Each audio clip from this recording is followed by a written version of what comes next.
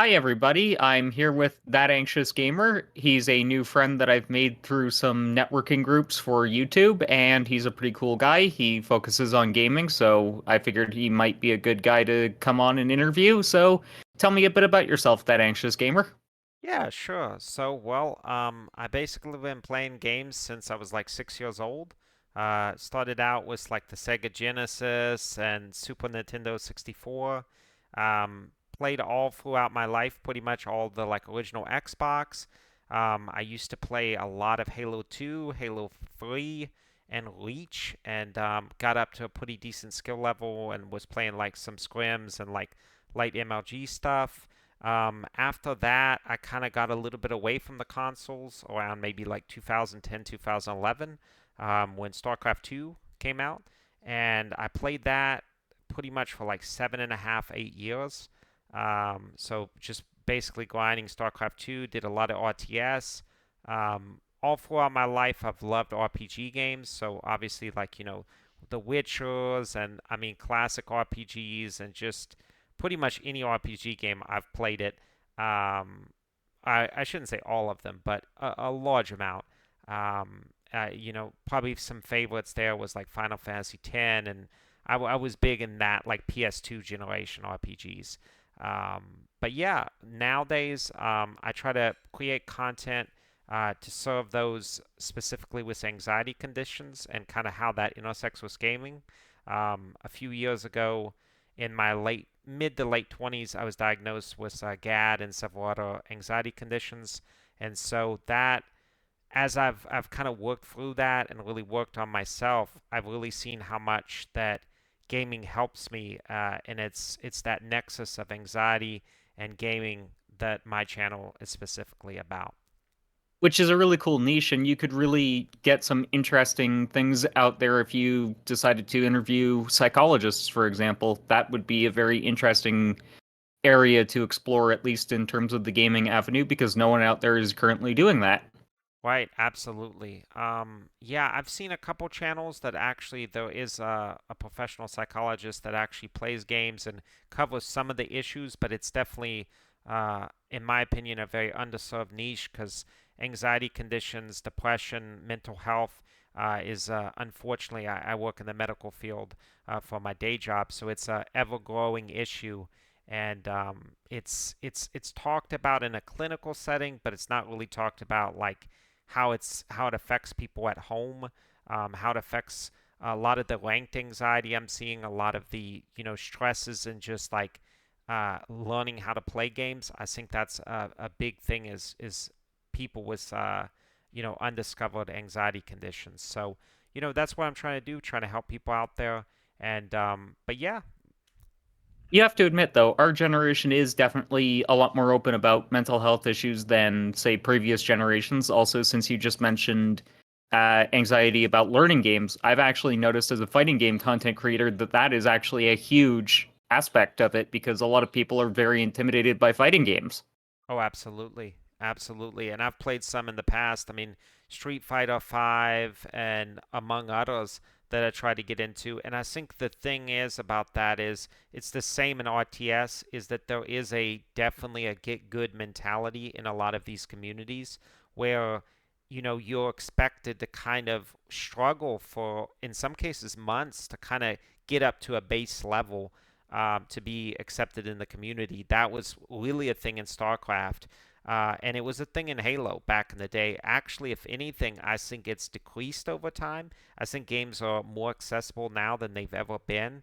But I know back in the Halo days, like there was an absolute expectation that you needed to be a certain level to kind of be on good teams or play with certain people. Um, is mental health being discussed more openly? Absolutely. There's no question about that. I mean, in my dad's generation, it was just kind of like, anxiety was a thing that everybody kind of felt, but you didn't talk about it. Mhm. And I think that was probably, a big reason why our current generation is having so many issues, right? Because they really weren't given the tools to To actually deal deal with with it. it. Yeah. Mhm. I feel like content creation is actually one avenue that a lot of our generation uses to explore those issues. Would you not agree with that?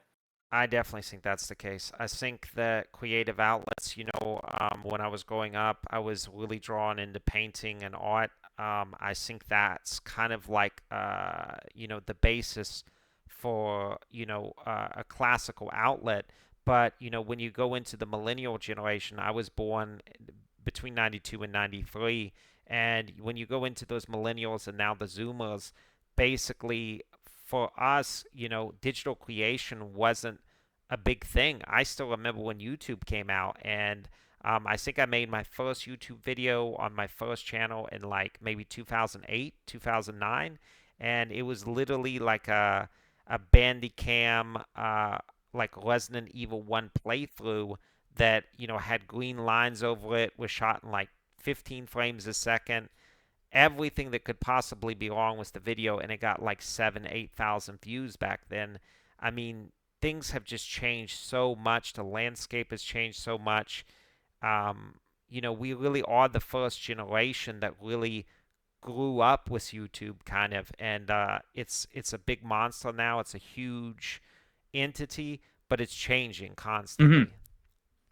And one that's hard to navigate through, but kind of the fun of it really is trying to figure that all out. Definitely, and I think a lot of it too is, you hear all this, bad advice being banded around of like, get 100,000 subs in 6 months or something that's just outrageous and ridiculous. And I think that increases anxiety, just like, there are a lot of videos on YouTube. Let's say I'll give you a classic example. I seen a video a couple months ago, and it was how to get to Diamond, which is a pretty high rank in StarCraft 2, in a month. And if somebody is kind of seeing that video and getting an expectation of, hey, oh, if you're a good gamer, you can get to Diamond in a month, that sets a terrible precedent, because then when the average human being, actually plays that game and can't achieve that, then they feel like they're a failure when it's not really, obviously that was a kind of clickbait, and it wasn't, Hmm. realistic for the space. Definitely. And I'm just gonna, continue down this path a little bit because of my fighting game experience. And I do have some RTS experience too. I actually like RTSs, and we could always do a video on that in the future if you'd like. Sure. Um, but as I was gonna say, I focus on fighting games a lot. I love RPGs, but fighting games are kind of like that was my start down YouTube where I started, and I am not a very good fighting game player. I'm probably what most would consider average because I tend to sit in silver and gold kind of ranking for a lot of fighting games. That's kind of like where the mid-tier players hang out more or less. And I just have no desire whatsoever to even attempt the higher rankings because that doesn't interest me. It seems rather frustrating, annoying, etc. So, yeah. Have you ever felt from other people pressure in that?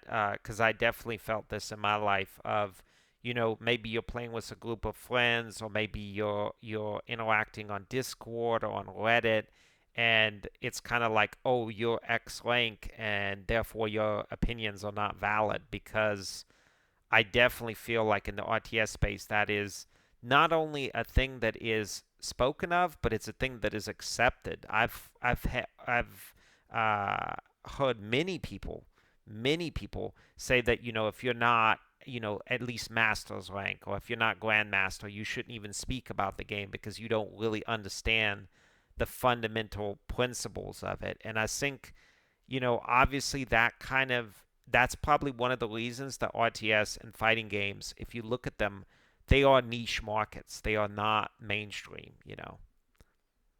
I have definitely felt that. I would say, though, that it's becoming less and less of an issue in the fighting game space because Okay. there are a lot of content creators out there now who are kind of more at my level. They are very small guys, but there's more of Yeah. us out there now.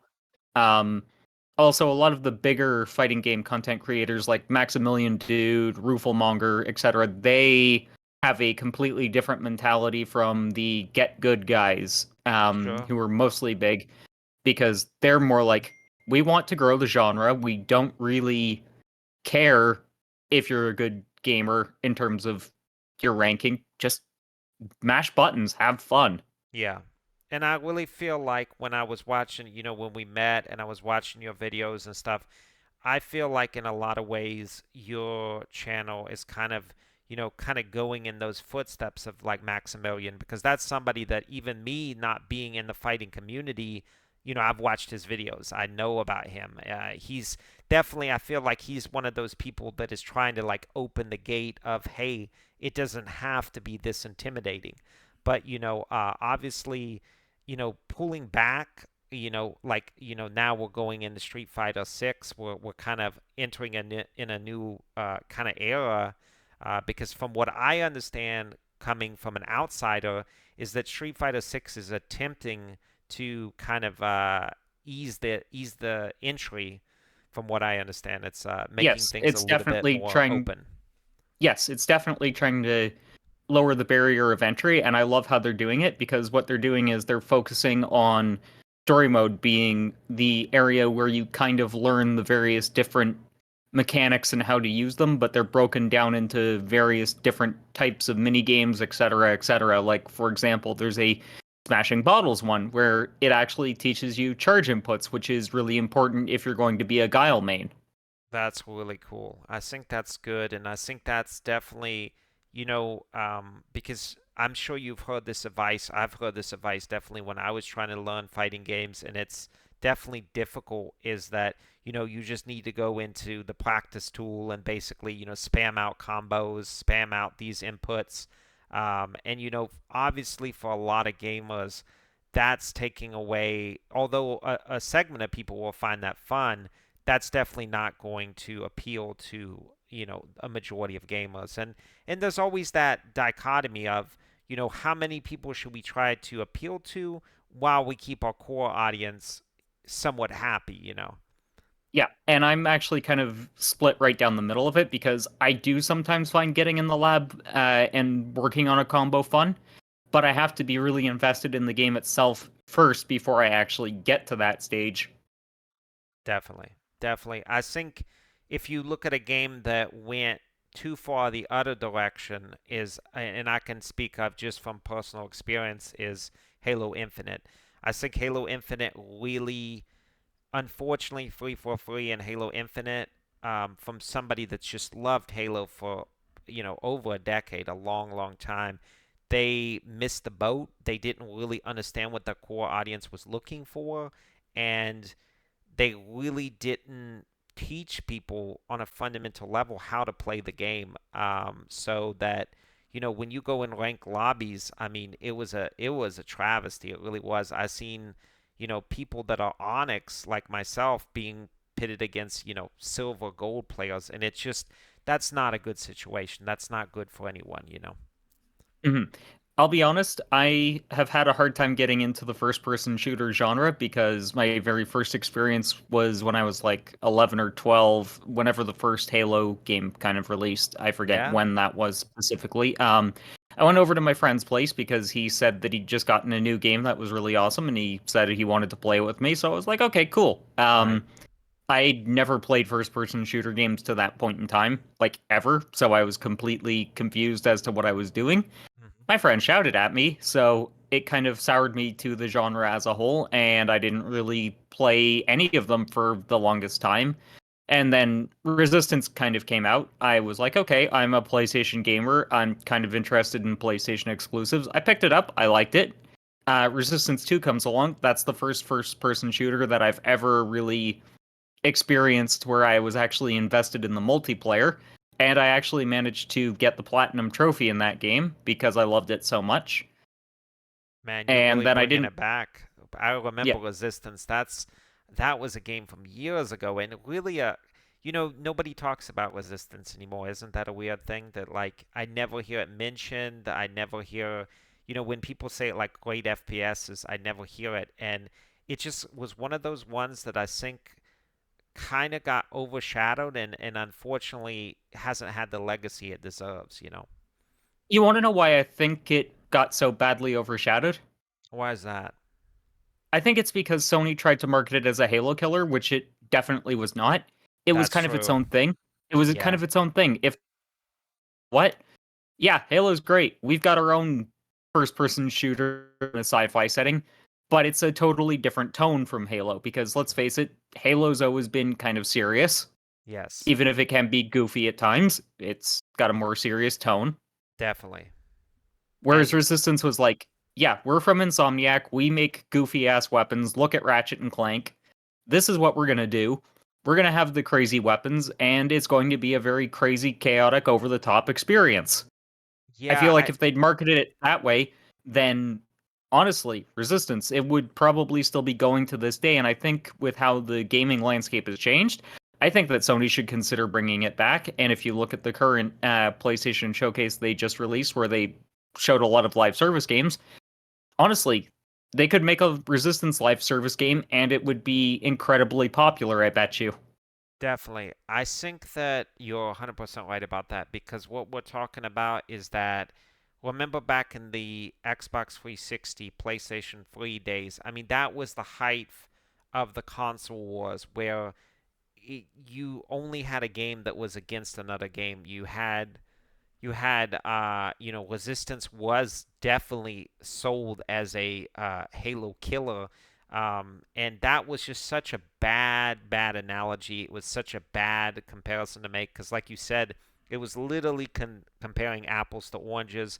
They weren't really targeting even the same audience at all, in my opinion. And but that was just old school console wars, which is still going on a little bit, but I have to say I feel like we're in a better place today on that because I feel like games are marketed more to their own community versus, you know, what do we have that's against Xbox or against PlayStation, if that makes sense. Yes, it makes total sense. I feel like the gaming wars have changed. I feel like communities are less aggressive towards each other. I feel Yeah, like Sony and Microsoft are now more aggressive towards each other, but that's a whole different yeah, topic, and it's down to them going studio acquisition happy, both yeah, of them. And definitely. Nintendo's just kind of off doing its own thing. They are, and but I think you touched on a really key point there because back in those days, it wasn't so much only the companies that were competitors, but it was so crazy because if you owned a PlayStation, it was like sacrilegious to own an Xbox, and same for Xbox. I had so many friends of mine that like because they played Halo, because they played Gears of War, they would just refuse to even touch PlayStation titles. And basically, it was that common mentality of the other console is trash. We don't play that. All the games are inferior. And I mean that was a really it was a really bad time because you literally had people, even though the games themselves back in that era, I think are, in my opinion, better than the games today on average.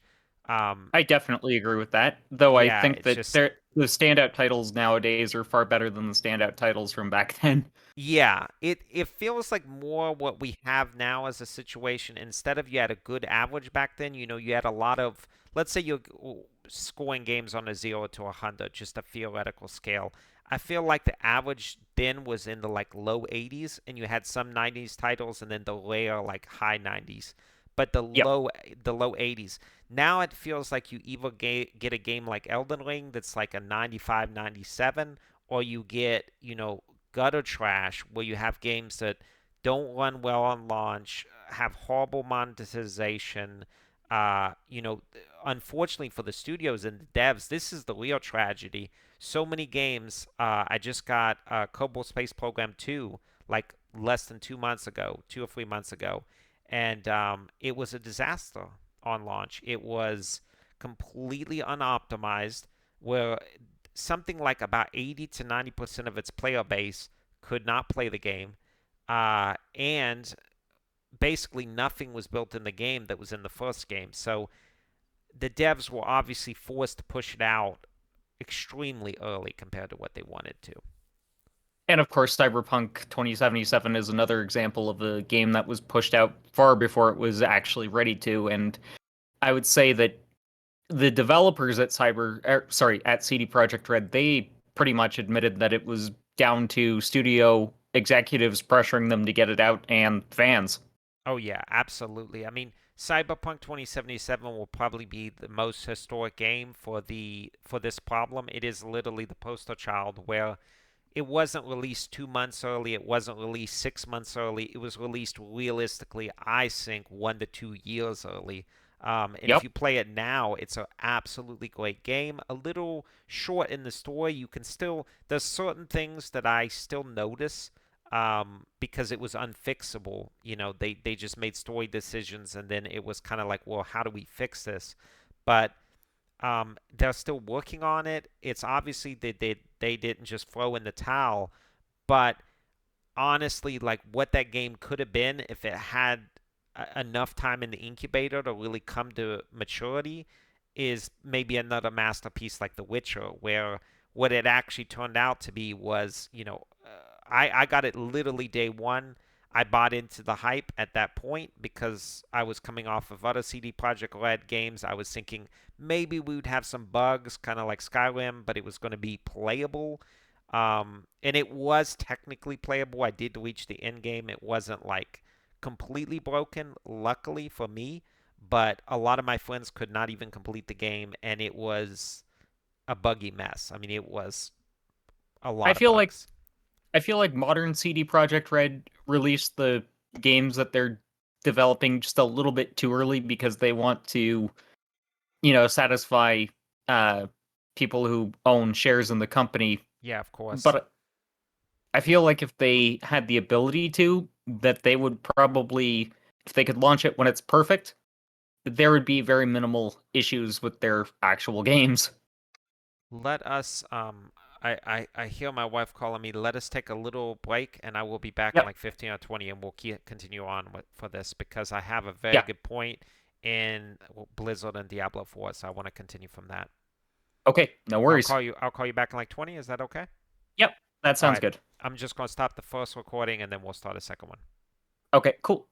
So we were talking about games and kind of how modern games have differed from historical titles. And have you heard about the Diablo controversy?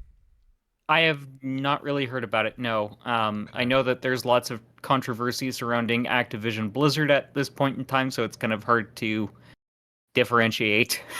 Right. Yeah, and it really ties into that a lot. But basically, the long and short of it, and I think why Diablo 4 is a perfect example of a terrible value for consumers.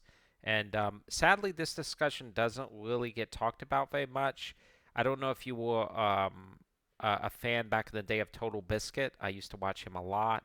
And I actually have no idea who that is, so so Total Biscuit was a man that unfortunately he died several years ago of cancer, but he was a advocate for consumer protection. He was a person that actually ran a StarCraft 2 team.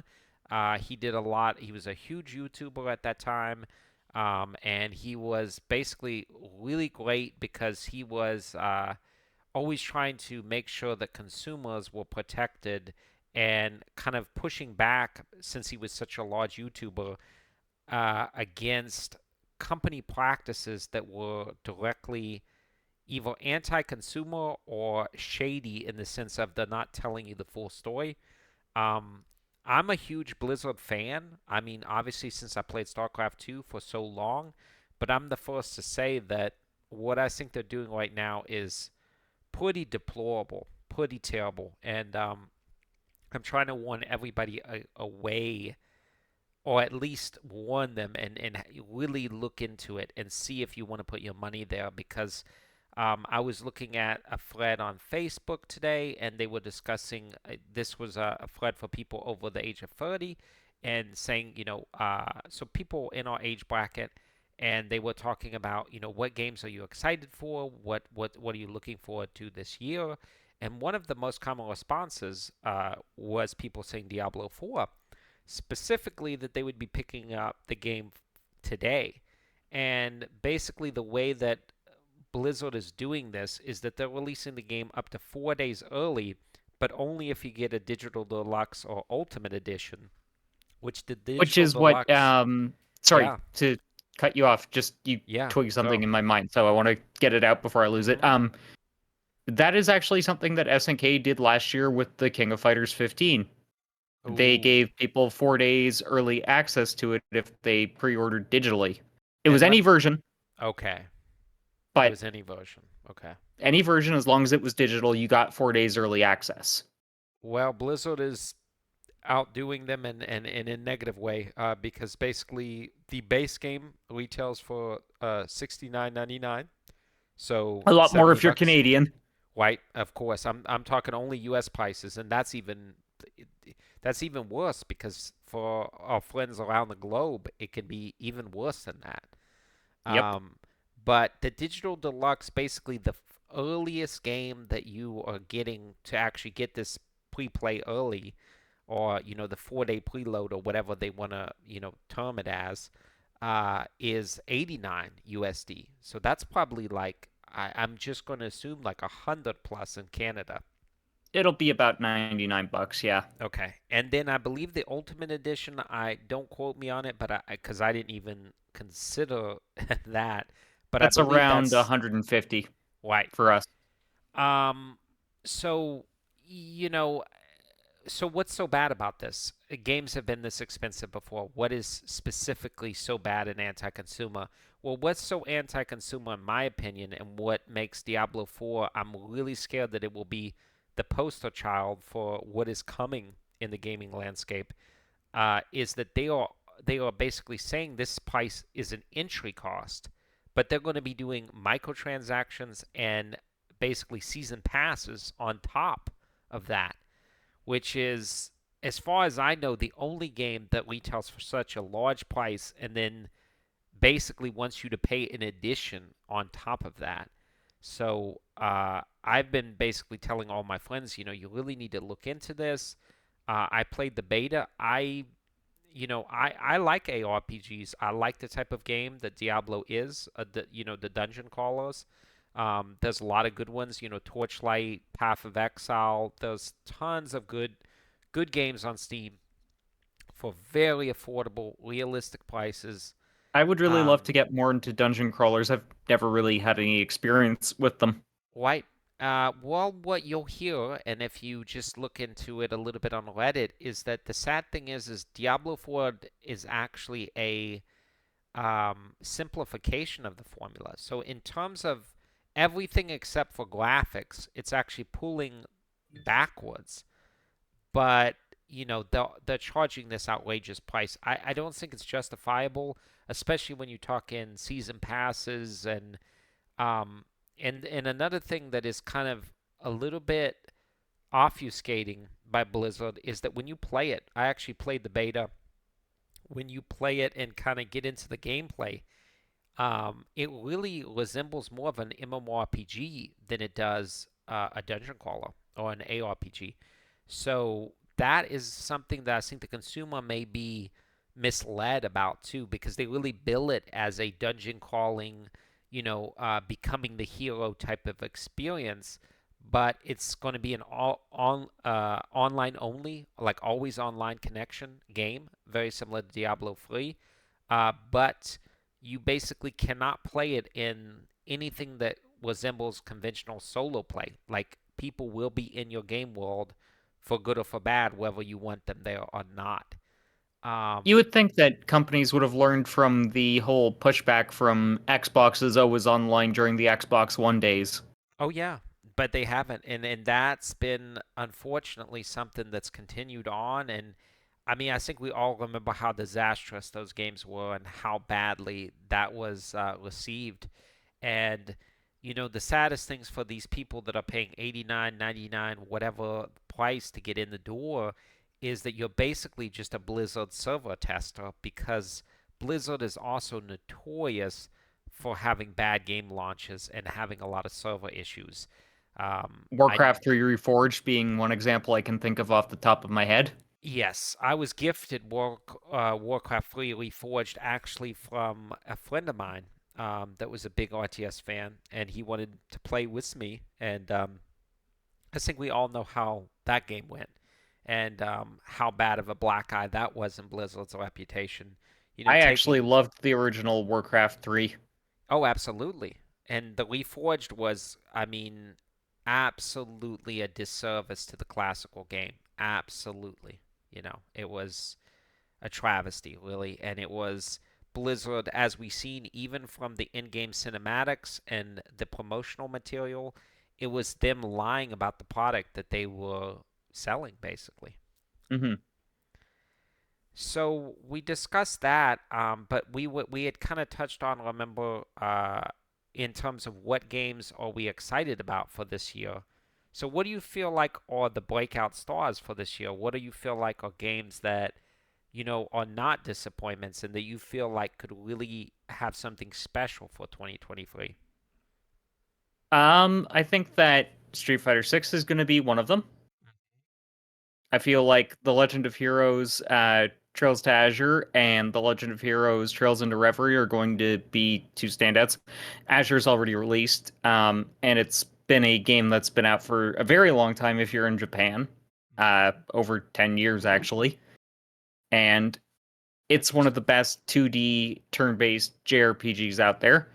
Um, Reverie is going to be the latest one that the West doesn't have yet. Well, there's also three others, two others technically.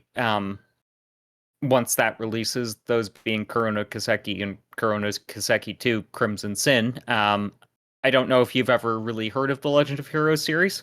Yeah, I've heard of the Legend of Heroes series. It's always skated kind of on the periphery of my RPG knowledge because I know that it kind of had a similar story of Final Fantasy where it was not really shown to the West that much, especially the earlier games and stuff. But I've never gotten a chance to actually get hands-on with the game and actually play it myself. So, what is the series about? What is the actual gameplay like?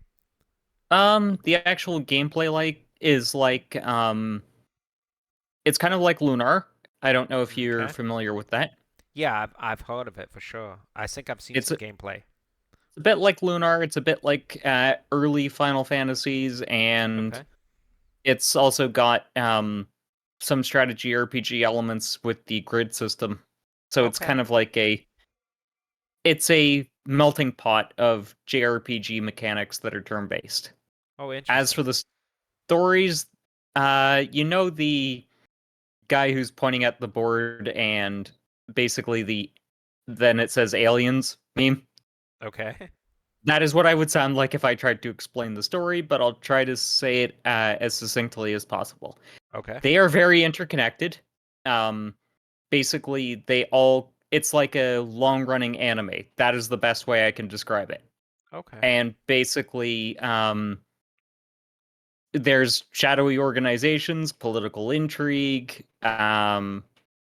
loads of storylines that start in one game and then end in another. And basically, it's really interesting. The first one you basically play. I'll say this though. All of them have the themes of coming of age, and all of them have the themes of finding a family. Okay. Okay, that gives me a kind of a good idea of what it's like. And so, of course, you also touched on Street Fighter 6, which makes sense. I mean, that is definitely one of the most hyped games of this year, basically. Hmm. We're kind of getting into that summer slash fall of gaming. I do think that compared to 2022, it is a lot more games coming out this year, a lot bigger games coming out this year. And I'm Honestly, though, I don't feel like we've had a bad year in gaming for a long time. So I seen the post you had about that, and so here's the thing is, in my opinion, and this is somebody coming from the PC side, because like I said, I was mainly a console gamer in my younger years. Now I almost exclusively stick to Steam. Um, And the I'm kind of a PC, hybrid gamer. I've got a right? PC now, and I've got my PS5. the the COVID years, as I like to call them, that kind of like 2019 to 2022 had some definitely subpar games. I think a lot of that maybe was outside the developer's control, but in Hmm. my opinion, we kind of seen a sharp decline from pre 2015, and then there was a quite sharp decline. I feel like in terms of the quality of games, we would have one or two breakout games a year, But I watched this article, and this was actually really interesting. It was a video article, but it was basically on a news story, and they were saying like 2008. They were giving an example of 2008 and all the games that came out in 2008 versus like 2021 or 2022. And you really don't see it until you really stack the games up. But from that like 2006ish era to about 2012, 2014, we were in an absolute golden age. And games were coming out Definitely. just back and forth of just outrageous quality. Um, I think I the problem is so much money is in gaming now. And so there's a really high incentive for companies to be like, you know what, this could be a great game, but if we release it now, we're going to make a killing of money. So why mhm. should we? I do have kind of one question though. If you look at games from that era versus now, why do you think it is that games were coming out uh, so consistently? Like a developer would have a game out every year, every year, every year, and now it's like, oh, we're gonna have one game every 4 to 5 years instead for a lot So of them. so I think that there's a couple things that are the key reasons behind this. And I want to say, I want to preface that I'm not anti developer, I'm anti lazy developer. And I think what Hmm. started to happen was the publishers and the studio execs. Gaming has just exploded. It's now an absolutely massive moneymaker, and it's viewed as a business. Where if you look at like the late '90s and early 2000s, gaming was very niche. It was very very niche. A lot of the developers back then, they were people that really love the industry, right? Well, a lot of people now, I mean, it's their day job. It's something that they do to make money and make a good salary. I also think studios, if you look at the studio sizes, have just They've ballooned. absolutely exploded. Yes, but that comes at a big cost, though, because if you think about it, let's say we add 2 or 3 months to the development time of a studio of, let's say, 6 or 12. Obviously, that's not going to be a huge increase in cost. Where if you have a studio of 150, 200 people, even a 3 or 6 months delay is going to be a massive decrease in profitability. So I think that's a big reason. I think that's one of the biggest reasons. That's that's probably why companies like Nihon Falcom, who make The Legend of Heroes and make Ys, that's probably why they're able to get games out every single year and Yeah, not see any decline in quality. I there was this bandied about. I hear this all the time, and I feel like it's mainly parroted by people that weren't around in that time frame. But I hear this talked about all the time is that now it takes 6 to 8 years to develop a game, and I'm like I'm always cringing inside a little bit when I hear that because they need to look into the story of Final Fantasy VI and the development team and what they went through to create that game and how good the game was with how little resources. And these bloated development teams of 200 to 300 people.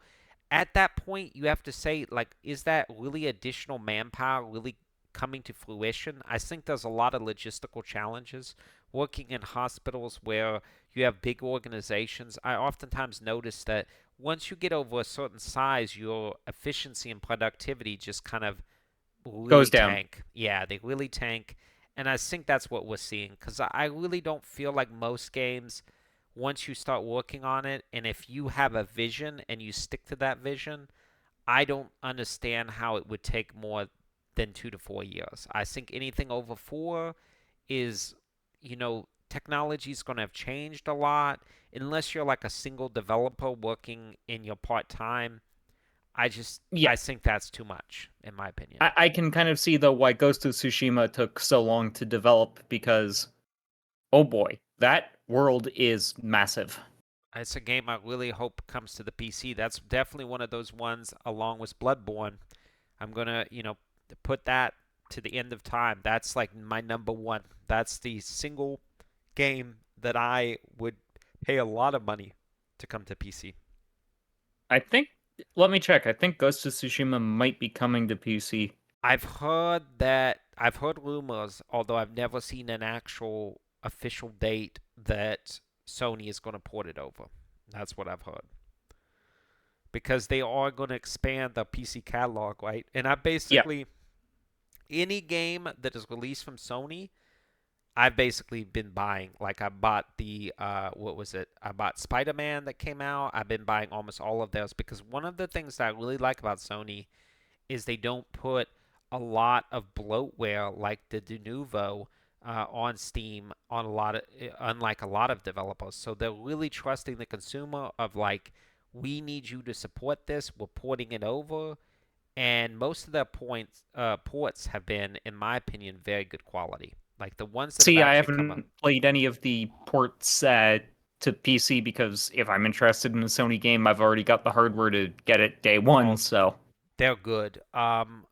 Persona 5, I played that port. You know the yep. complete Though that edition. is Sega, that is Yep, Sega and Atlas, yep. not Sony Royal, themselves. and then what else? I played like I was saying, Spider-Man, which I believe is that Nixus. I want to say that was a Sony derivative studio. It was That Insomniac Games. and Insomniac. That's it. It's Insomniac. But I've been buying a lot of the under Sony header games, and like we were talking about earlier, it's getting hard to track because Sony and Microsoft both have been in a absolute buying frenzy of game developers, basically trying to Hmm. kind of consolidate as many assets as they have under one banner. Since we are talking about PlayStation right now, what about Final Fantasy 16? I am excited for that game, though I'm going to wait for it to go on sale because Final Fantasy 15 burned me. Okay. Yeah, I did not like 15. I have been really conflicted with that because I will say this.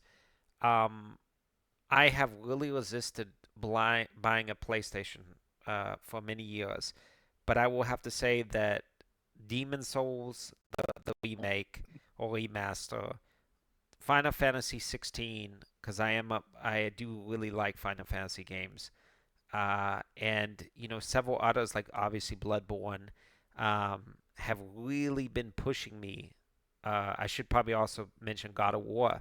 That was another one that I was trying to remember another great Sony port that actually came on the PC, and that was God of War. That was an absolutely outstanding Also, game. Ratchet and Clank Rift Apart's going to be coming to PC relatively soon. So I had just heard about that literally less than a week ago. I think I heard about that, I want to say Monday or Tuesday. And that Yeah, which is instantly, when yeah, yeah. that's when they announced that it was coming to PC, which surprised me because Oh, yeah. that game actually uses the DualSense controls very extensively for a lot of Yes. gameplay stuff, and I'm not really sure how well it's going to translate over to PC with those features missing.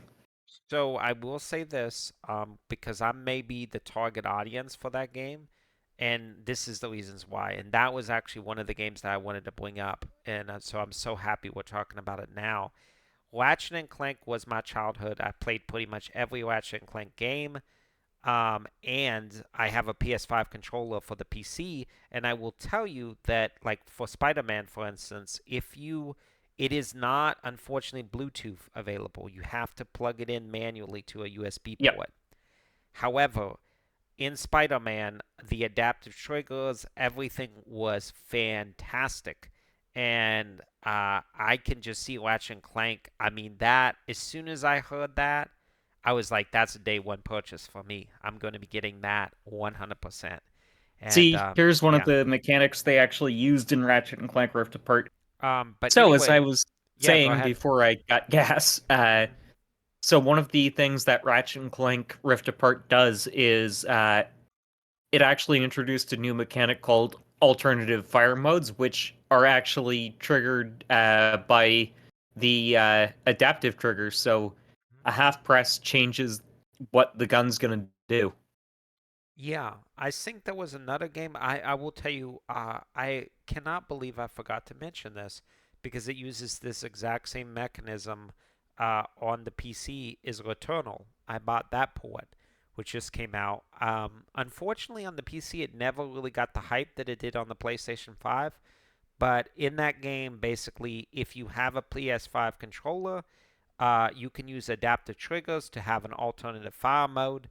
Conversely, if you just have a regular controller or you don't have your PS5 controller plugged in and you're using it through Bluetooth, then you basically have to push an additional button and that toggles the fire mode. So I'm assuming that's what they're going to go for on Ratchet and Clank.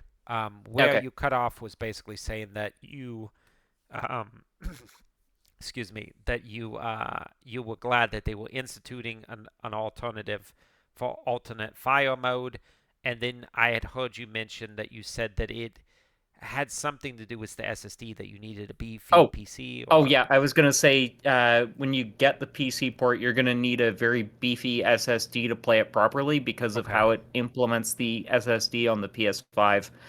Because the definitely. game, it actually loads lots of assets very quickly and just jumps you between planets like instantaneously. It's so innovative and it's so interesting, and it leads to so many cool mechanics in that game.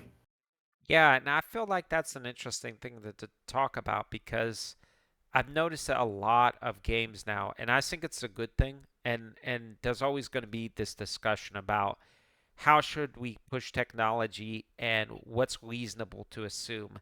But in my opinion, at this point, I feel like in 2023, if you're still, if you're still downloading and installing games on a hard disk, you're doing yourself a huge disservice. I have friends that they have an SSD, but they just put the operating system and they don't put games on the SSD. And I'm like, you have to understand that a lot of modern games, they're limited Built by that. around Yeah, they're literally built around SSDs now. And which, when I upgrade my computer again at some point, I'm going to right. be upgrading to 32 gigs of RAM, and I'm going to be upgrading to an SSD because it's got a HDD in there right now. So I'm very lucky right now. So I had rebuilt my PC at the beginning of the year, and so I'm on Gen Yeah, 4 SSDs now, and I'm on 32 gigs of RAM, and the difference and the problems that I've noticed when I go on Steam, and I'm they're actually gone. like yeah, pretty much gone. Like 90% of times they're gone. I think the SSD is the single biggest upgrade that a gamer on the PC can actually make. It makes more of a And difference than pretty much anything else. and I built my computer at the beginning of the year as well, but Right. I am on a pretty severe budget, so I had to kind of do it piecemeal. Absolutely. I mean, as we all, I mean, it's a thing of between mics and recording equipment and, the PCs, it's difficult. It's really difficult. And that's why I think it's more important than ever to kind of take that little bit of spirit of Total Biscuit and really protect people against bad game Consumers. purchases. Yeah, really. Um, Like, do you want to know what my specs are? sure. Ryzen 5 5600G, Okay. B450 Aurora M, 16 gigs of Corsair RAM, the newest generation, and a 2080 Super. Okay. So you have, I would say, like honestly, for most gamers, I would say you have what I would consider to be in the middle tier. Like that's not super low specs or anything, especially with the 2080 Ti. Like that's Super. not. Oh, 2080 is super. Okay. Yeah. Um, I would say, obviously it's been a really difficult time with NVIDIA and the graphics card crunch and stuff. And I don't blame anybody for going to the consoles, to be honest, because I used to be able to tell people, hey, you can build a PC for, 1,000, 1,500 bucks. Those days are pretty Yeah. much gone. I mean, that's not And I got a realistic. really screaming deal on the 2080 Super. That's the only reason I upgraded, because Right. my one editor, he was giving me a PC, Hmm. didn't have a graphics card in it at the time because he needed the graphics card for his stuff. That's fine. I was gonna Sure. upgrade to like a 1060 because Yeah, I could get those for like $100. So it was like, whatever. definitely. And then one of my buddies no longer needed a 2080 Super. I bought it off him for a screaming deal, which I'm not going to disclose here. Sure. And yeah, I was like, okay, boom, we're going to upgrade. Wouldn't work because power supply unit was too weak, Too weak, and yeah. the old um, i7 that was in there wasn't going to support the graphics card either. So it was like, okay, we got to gut this and upgrade, and then Sure. had hell. I But I feel got it. like, yeah, it's so common on the PC space. It's so common, and I think that's why people are right now. I feel like the majority of people are going to the PlayStation 5. I really do. Because you can get something for $500 that works really well and can play most games. I would say 80% of what a high spec PC can do, you know. Yeah. So it Um, basic. I would say that the PS5 more or less matches my current PC setup. sure, sure. I'm lucky enough to, I don't have that many hobbies outside of gaming. So therefore, my specs are probably better than most people are able to have. So I would say that for me, and that's one of the reasons that I haven't bought a PS5 is I just feel like it's very hard to justify it because Hmm. really the only time I would be playing with it would be for PlayStation 5 exclusive games. Um, Which but most of which are going to come to PC at some point anyway. exactly. So I feel like in a lot of ways it's just me being not patient. And so I don't feel like it's a good value proposition. However, I feel like for the majority of people, and if I was advising somebody nowadays, I would say it depends really heavily on what you want to do. Hmm. For me, I'd say if you're a I'd say if you're a content creator, get a yeah. mid-end laptop, get a PS5 or an Xbox Series console, maybe a Switch if you're interested in Nintendo properties. Get a decent capture card. You're good to go. Well, that I have to say, I'm very fortunate to say that, and this is why, for me, I'm working on, using my own Photoshop, learning Premiere Pro, rendering. One of the things that you get from 32 gigs of RAM, and like I have a 3070 now for the new Intel 13th gen. In terms of actually doing that workload stuff, it's a It's huge great. difference. It's a massive difference because I can render videos in like 5 to 7 minutes, where on my older system specs it would be like 25, 2 30. hours. Yeah, it's a huge difference. So if you're doing content creation, I think PC makes a lot more sense. However, Hmm. for the majority of people just playing the games, you don't need an amazing CPU that's like the current gen just to play a game that it's using like 2% or 5% of the CPU. So I think Yeah. content creators are in Whereas a 10 totally years ago, different. 10 years ago, you were going to need a Oh, beefy yeah. CPU and a beefy GPU just to even run something at medium Oh, absolutely. The times have changed so much, and desktop CPUs are so efficient. outrageous now. Yeah, they have so many cores. I mean, even the lower end ones are generally more than enough that Very you good need for quality. gaming. Yeah. Hmm. Um, so yeah, so talking about that a little bit. So we were discussing kind of what games, that were coming out this coming year. So just this is kind of my overview of ones that I feel could be standouts. These are ones that I would say are, possible games of the year. Um, One of them is going to be Armored Core 6, far as a Oh, I'm proof-of-concept. excited for that. I actually forgot that that was coming out, even though I Yeah, did a trailer reaction to that. I'm gonna yeah. get that, but I'm gonna probably wait until like December when I think it'll probably be on sale.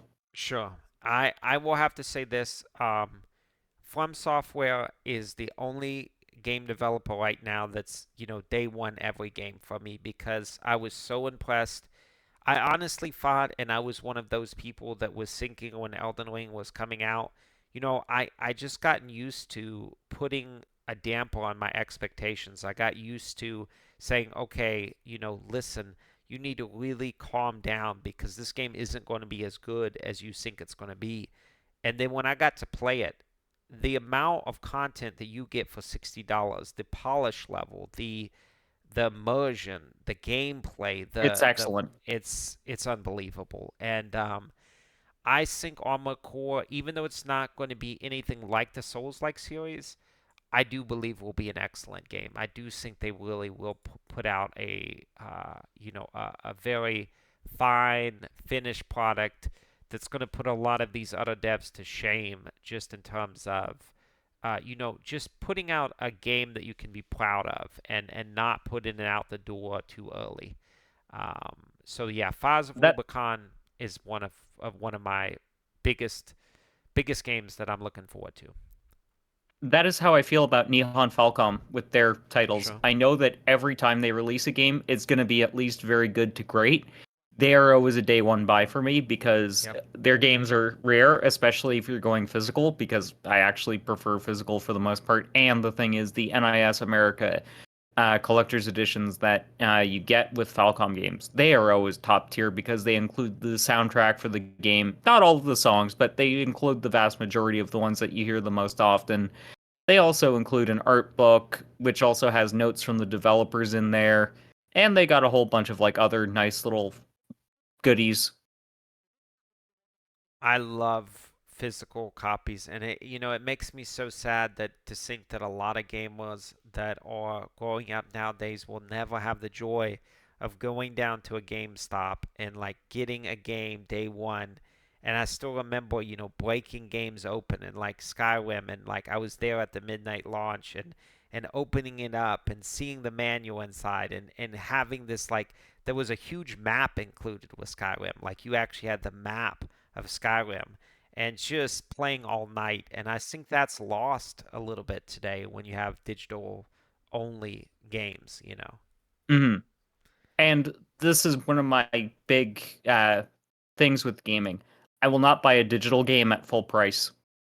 I think that makes a lot of sense, because if you think about this, and I respect that 100%, because if you think about it, if they could put a game physically on a disc in a box with some manual and had it at 59, that was the thing, like 59, even at 69. It's outrageous to me that they don't give a discount for what is in essence a much cheaper delivery system.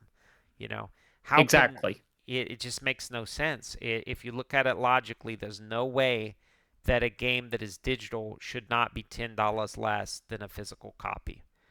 Maybe That's even just 20 less. right. I mean, 10 being really a minimum of the disc, the box, the art, getting it to the actual, distributor, like from the distributor to the actual, game shop, and then their cut of it. I just don't understand how digital games, there was kind of a little bit of a kind of a scam pulled on gamers, because they're like, oh yeah, well, $60 is always what it was, but it's like, but the delivery system has actually become much cheaper. Um, Yes, also there's the whole issue, at least there was for a while, where you didn't actually own the digital game. You just merely were renting a oh, license for it. and this is, I hate to pull this back, but we're going right back to Diablo 4, which is one of the big things that I despise about these online only titles, is that means that eventually the game servers, guys, the game servers will be shut down someday in the future, and that Though there license are that you ways buy, around that. there are ways around that, emulating the game servers. But I'm saying, if you are the type Mhm. of gamer that is buying a game just assuming that you will have it forever, like let's say Skyrim, for instance, you just buy the game, and in 25 years you can play the game.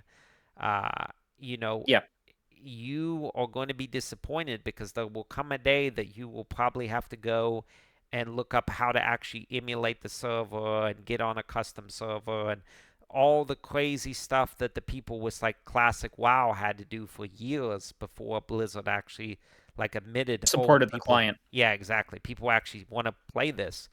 Um, Even though people were telling them for literally years that they did, and they were ignoring it. Yeah. But This yeah. is one thing I do like about Sony and their digital delivery system. Originally, you only did own a license to the game. Right. However, they've now updated the policy because there was a lawsuit threatened, I believe, or Yeah, something to that effect. I don't quite remember what, but something affected a change. And Sony is like, yeah, you now own the digital copies that you're buying. So I'm at least a little inclined to buy them from Sony for sure. because it transfers from, let's just say I buy a PS7 14 years or however long it takes down the line. Right. I'm still going to be able to access the stuff that I bought on PS4, PS5, and even PS3 to some degree, because I imagine they will probably eventually implement full backwards compatibility with PS3. Yes. Because, yeah, it's really hard to emulate it, but the thing is, you can kind of brute force it now. Oh, absolutely. I mean, I will say honestly, having somebody that owns PS3, I had not I've owned PS3. I've never owned a PS4, and I have not owned a PS5. But before PS3 and before, I had pretty much all the consoles. And so I've actually emulated the PS3 on a desktop, and if you have the system specs that you need, it runs really great. And I think emulation is There are just still some something that games that just don't don't work. run well. Don't run well. Yeah. But Yeah. Or run at PS all. PS3 is definitely notoriously difficult to emulate compared to a lot of consoles where the emulation is really good. And I think emulating games is wonderful because what it's going to do is allows games to exist long past their given time. Sell by date. Because oh, absolutely. Like if you're playing something like, let's say, like Mario Sunshine or something, right? Your experience on the PC where you can, increase the resolution much past what it originally was, add anti-aliasing, add all of these visual things. You can have save states. Ultimately, most of the time, emulating a game far, when it's 10 years past when it was released, is going to give you a lot better of an experience than it would be to actually get that console. Buy a $200 or $300 legacy console now, and get all the equipment you need, and then plug it into a TV, which probably will then need adapters. So I think emulation is great when it works, and I think it's in the developers and in the publishers' incentive to do their own emulation so that people are not going to third parties, basically. Hmm. And that was one thing that was great about PS3 is it actually had all of the hardware for a PS1 and the hardware for a PS2 in there. At least if you had the earlier versions of it. Yes, it's actually funny you mentioned that because I remember specifically on the PS3, I had bought a early, like I would say, first 6 months or first year PS3, and then they actually downgraded the PS3. It was actually worse later than it was originally, which was Yeah, kind of funny. But I think it they've was learned to from their save mistakes. costs. Yeah, they definitely learn from their mistakes nowadays. And you look at both Xbox and PlayStation now as like really big on backwards compatibility, and I think they've kind of learned that, hey guys, you can't have your new console basically not support games from at least one generation back, if not further. Yeah. Um, And I imagine PS6, I wouldn't be surprised if Sony announces when it launches, yep, this is going to be backwards compatible with every single console. I think very likely. I would say back through the PS3 very reliably, and then PS2, PS1. I'm thinking so. I'm like 80 to Hmm. 90%. Obviously, those consoles are going to have a once the PS6, because who knows when that is? Another 7 to 10 years, at least 5 years probably. Because I I'm going to heard, guess that I've heard that Sony's going to have a longer shelf life with the yeah. PS5 than they've ever had with any other console. And I'm going to say this now. No, there won't be a PS5 Pro. Yeah, well, that was the talk for a long time, right? And I even seen ridiculous images, water cooled PS5 Pros and things of this nature.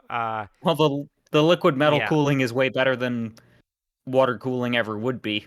I just don't think that it makes a lot of sense for Sony to do that. That's my opinion. Yep. If they Also, do, I'm going to Oh, go ahead. Go yeah, ahead. no, go ahead. Okay, so I was gonna say, if you look back to the PS4, let's face it, that console was underpowered even for its time. It was, unfortunately. because it was using the Jaguar architecture, which was designed for very low end laptops. Like it wasn't Yeah. even designed for mid range, even entry. Like it was the most bare bones laptop you were going to get. So, of course, it's not going to be good for gaming. Like that was the problem with the Xbox One, and Yeah. that was the problem with the PS4. They were using technology that was not intended for its use case. Yeah. And if you look at just PlayStation throughout the generations, they've been very uneven because, in my opinion, PlayStation 1, groundbreaking, really ahead of its time. PlayStation 2, in my opinion, one of the best consoles ever made. I love the PlayStation 2. I think the PlayStation 2 was at least top five console, but probably in the top three consoles ever made.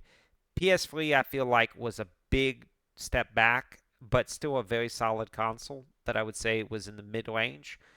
See, And I actually would put the PS3 in my top consoles of all time just because a lot of my favorite games are actually on that system. So, right. And then PS4, in my opinion, was probably the weakest entry. I think, like you said, it was technologically just not a very good console. And then now with the PS5, it's been a return to form. I would say right up there with PS2 of a lot of people are considering it maybe top five consoles of all time. Like yep. PlayStation 5 is extremely solid. And I think if you look at the competitors in that price point, I don't understand why somebody would buy an Xbox, and this is coming from a PC gamer of where I'm not even in the console war, and I was also formerly more on the Microsoft side, just from the games I was talking about, Gears of War, Halo. If I was looking at it from a purchaser's decision today, I wouldn't even think about getting an Xbox because I think the PlayStation 5, it has better games, it has better hardware. I feel like still Sony's policies and the kind of I feel like they're more open. I feel like it's a little bit more transparent. Where Hmm. Microsoft, I feel like it's a little bit ambiguous, especially with them buying all these publishers. And if you look at a lot of the studios that they have basically been directly over, just like 343, it's been a disaster. Microsoft Yep. has not done a good job. That's just the long and short. Definitely. Though I will say this, I am excited to eventually play Hi-Fi Rush. I have that on my PC via Steam. Yeah, definitely. I mean, it's there's a lot of good games. Just looking at a list right now of other games that I'm kind of excited about, uh, just so that we don't miss some ones that are kind of pretty big. So what do we have here? We have Baldur's Gate 3, August 31st. That I've never gotten into the Baldur's Gate games, but I've been told I would enjoy them. so Baldur's Gate, what do you have? You basically have like a top-down uh turn-based RPG. And it is the developer, I forget who actually makes Baldur's Gate 3, but it's a developer that was making another game that I think sold very well. I want to say, let me look this up real quick. Because I had played that game and then the company actually slips my mind at the moment. Let's see here. Yeah, Larian Studios. That's it, Larian Studios. And Larian Studios is pretty notorious for making high quality games. So I think Baldur's Gate 3 could be a really good standout game. One of the biggest ones that Larian was responsible for making uh, was Divinity Original Sin, which a lot of people, it's overwhelmingly positive right now on Steam. That turn based RPG, especially top down turn based RPG, is kind of a not a dying art, but it's definitely less common than it once was. And Hmm. so I think that could be a strong entry this year. I As think if it I think if it does well, that we'll see a lot of indie studios starting to make passion projects around that style of game. sure, and it's also one of those ones I know Baldur's Gate. I've been following it for a while. It's been in early access for a really long time. Like I want to say like 2 years. So when they're coming out with basically what they did was they did Act One, where you could play basically the first fifth or sixth of the game, which was something like 20 hours. Which is So something that's great about early access titles.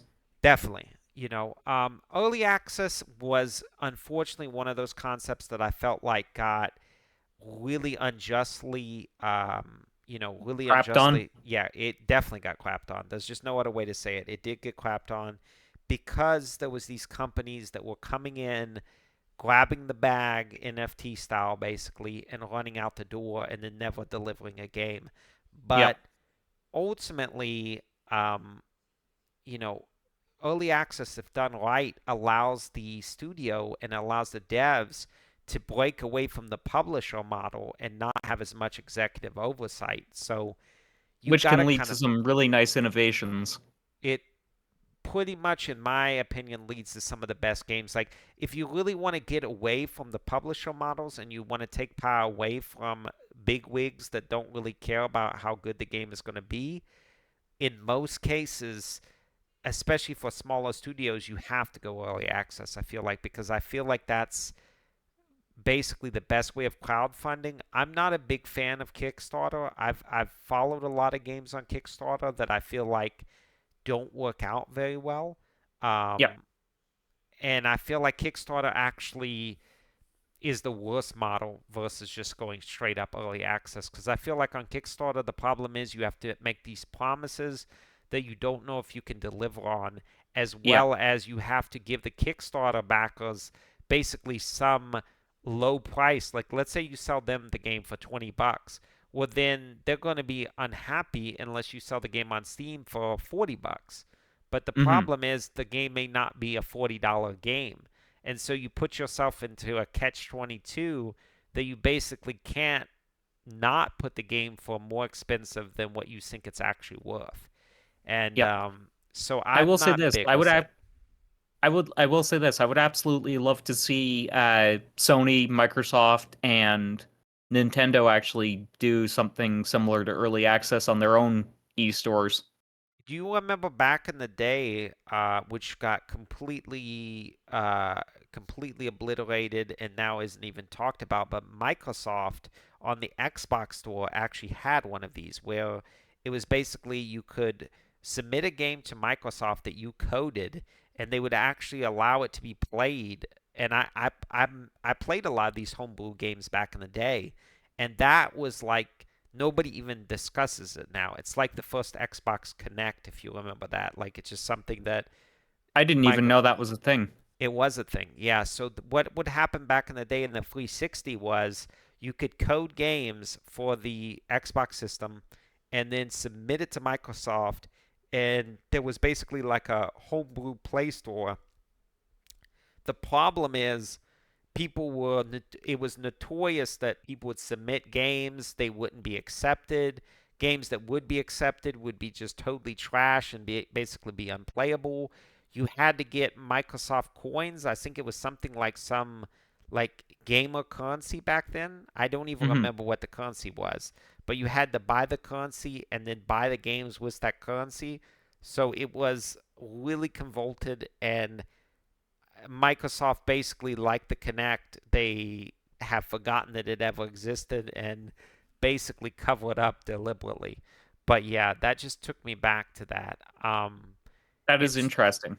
Yeah, in terms of other games that I think could be good, obviously, because of my anxiety focus, my channel, a lot of them I'm covering to try to help other people with anxiety. One of the things I really did back in the day was I would watch other people play horror games because I like the horror genre, but my anxiety wasn't in a place that I could play them myself because it's a big trigger for anxiety attacks, panic attacks.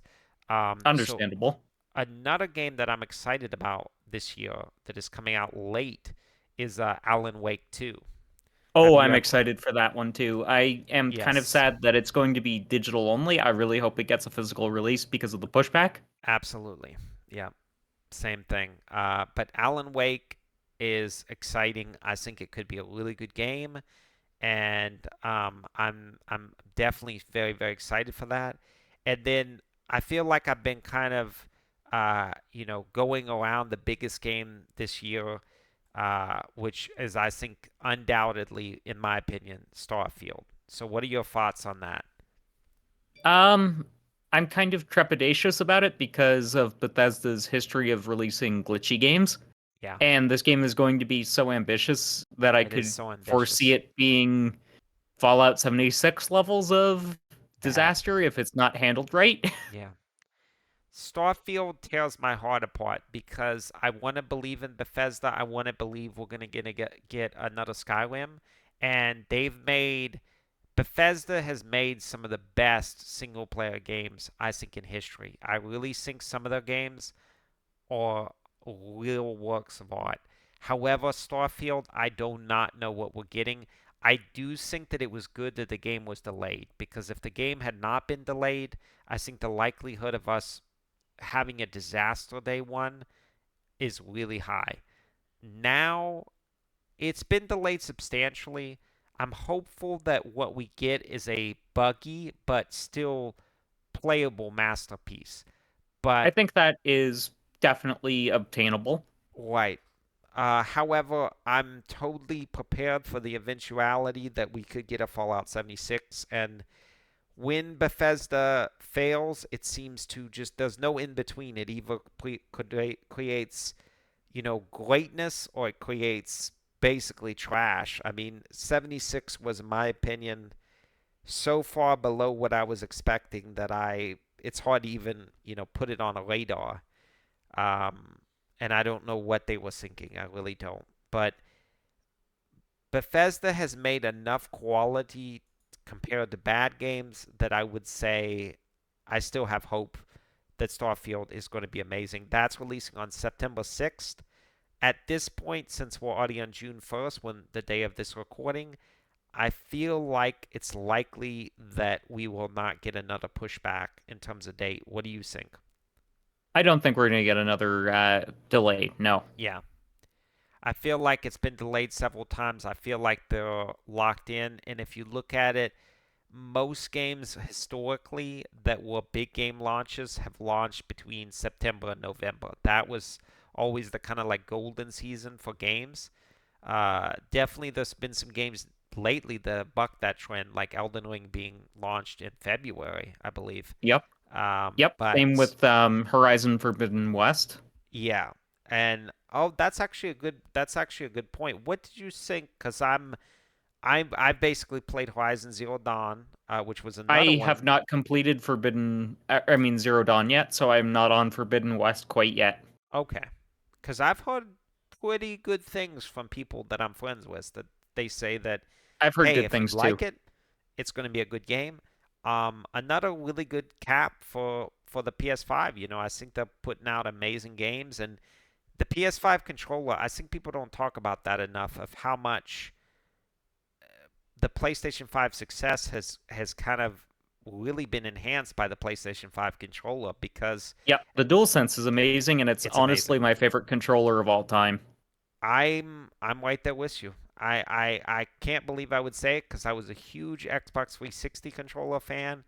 I loved the Duke back in the day. I love very large controllers, but the PlayStation 5, the combination of just build quality. I've had one for about 2 years now, and it's still running great. No battery packs, just amazing feature set built in, great sticks. I think I really want to it's try just out the it's DualSense amazing. Edge, which is I Me really too. want to try out. Yeah, And that's I saying something because I would never think I would pay, what is it, like $200 for a controller or something yep. crazy like that. The So, most yeah, though that's nothing compared to some of the fight sticks out there. I don't know if you're absolutely. familiar with those. I've looked into it. Yeah, that are in the multi hundreds of dollars to, I think some of the high ones like 1,000 plus. Yep. Like But I think the Victrix is like 700. right. But now I will say that on fight sticks that I will give them a little bit of a pass. The idea on a gaming controller, right, was that this was something that would last you 1 to 2 years, maybe 3 years at best. Fight Um, sticks you can have him per forever, basically. exactly, right. Like most of the high-end fight sticks, I'm thinking that once you get, they pretty much assume that you're going to be having that for the next 10 to 15 years if you're I think if you get a fight stick and you get a high end fight stick, the assumption is that's going to be something you're going to be using for the next decade. So Yeah, I'm a same little even bit with the more, mid-end ones. yeah, I'm a little bit more forgiving compared to a controller, where Hmm. definitely there's not that same assumption. Although the Edge is, I think, kind of changing that. Like, I think the Edge looks really amazing, and I do want quite badly, because I think PlayStation 5 controller amazing for the money, just crazy good. Definitely. Also, since we're kind of like on the topic, I'm gonna go with one more game that I'm really excited for: Okay. Spider-Man 2. Spider-Man 2. Now, that's an interesting one. It's an interesting one because Spider-Man 1, what do I think about it? I think that it was an incredible cinematic experience. And I think that web slinging through New York was incredible. Everything that was not the game was incredible, in my opinion. However, the game itself, um, I thought was a little bit not as good as I thought it would be, in my opinion. And the thing is about that Spider-Man kind of had going on there was, I feel like the main protagonist and just the way that the story was presented didn't draw me in. And that's just the situation. I think for me, growing up was kind of the classic, Tobey Maguire, 2000 era movies. Spider-Man has changed a lot over time, and Spider-Man's a constantly evolving persona, very much like Batman. Hmm. And so I think that the way Spider-Man is portrayed in the video game series is interesting. It's unique.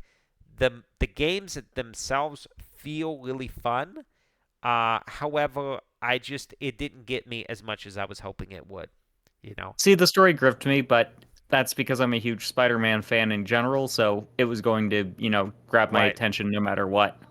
Yeah, and it's funny. It's funny you mentioned that, because I feel like me and my wife were going to go watch the new Spider-Man film just this weekend, and I was shocked to see, we were looking literally movie time after movie time after movie time, and just the theater being absolutely packed.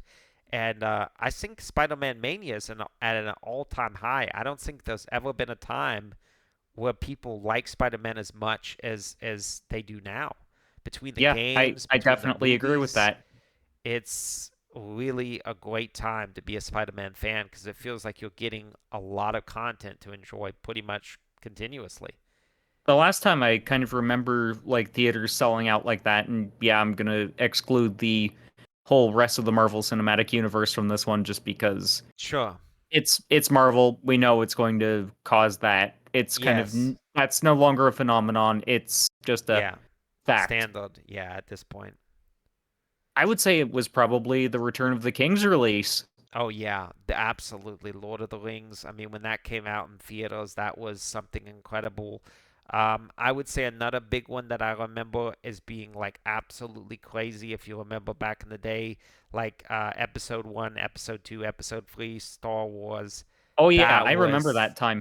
That yeah, was a golden time to be a movie fan. it really was. Although I will say this, as somebody that loves the cinema, and obviously this is getting a little bit off topic of games, but um, I really love the cinema, and I think it's a great time to be a movie fan. We have so many good films that are coming out. Theaters now, thank goodness, past COVID, we can actually go back and enjoy movies kind of how they were meant to be, experienced again. And me and my wife are going, if we can, twice a week to the theater, and it's great.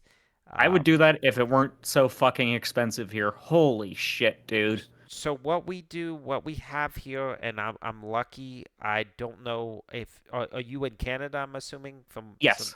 Okay, so in the U.S. we actually have an AMC membership. Now listen to this. You can go to 3 movies a week, 4 weeks a month. So basically 12 movies a month for $20. So it's, Holy fuck, man. yes. That dude, want to know what we pay for the movie I'm ticket prices here? I'm assuming if you don't have an AMC membership here, it's like $30 a ticket. It's like really high. We used to have AMC, but that company Yes, shut down here. right.